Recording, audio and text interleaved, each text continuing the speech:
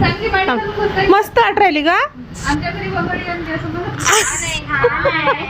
काय बाई, आज या पोरींच्या आनंदाला उदान आले. सांगते तुम्हाला पुढे काय झालं ते. मी सपना परतवाड्याला राहते आणि स्वयंपाकाचे कामं करते. दुपारी सकाळचे कामं झाल्यावर दुपारी मी 1-1.5 तास आराम केला आणि म्हटलं चला आता लागा कामाला. 4:15 वाजले, आता नळ यायचा टाइम झालेला आहे म्हणून पटापट राहिलेले कपडे धुवून टाकले आणि अंगण वगैरे सगळं झाडून घेतलं.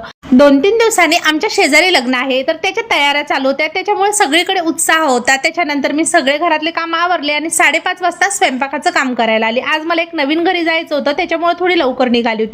तिथला स्वयंपाक, पोळ्या, भात वगैरे सगळं काही करून घेतलं आणि त्याच्यानंतर माझ्या नेहमीच्या कामाला आली.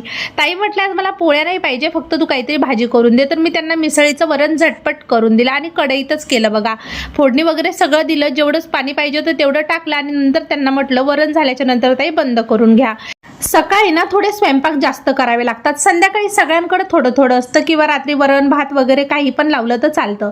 मग त्याच्यानंतर आले मी दुसऱ्या काकूंकडे. इथे मला बनवायची होती भेंडीची भाजी आणि त्यांनी खिचडी वगैरे अगोदर लावून ठेवलेली होती आणि भेंडी सुद्धा धुवून कापून ठेवलेली होती.